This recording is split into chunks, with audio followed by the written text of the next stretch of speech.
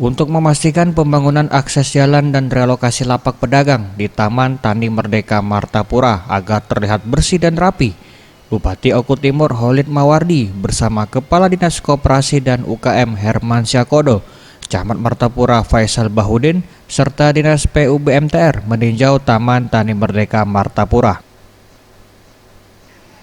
Rencana relokasi pedagang di Taman Tani Merdeka dijadwalkan November 2018 selesai. Namun sebelum itu pemerintah Kabupaten Oku Timur memberikan waktu untuk pedagang membenahi lapak tempat berdagang yang lama untuk segera menempati lapak yang baru. Kepala Dinas Koperasi dan UKM Herman Syakodo mengatakan sudah disiapkan sebanyak 25 los untuk pedagang makanan dan minuman di area Taman Tani.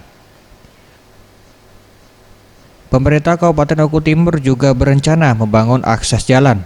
Pembangunan jalan ini bertujuan agar suasana di area taman menjadi lebih hidup karena dilalui kendaraan dari dalam maupun luar kota, baik roda 2 maupun roda 4.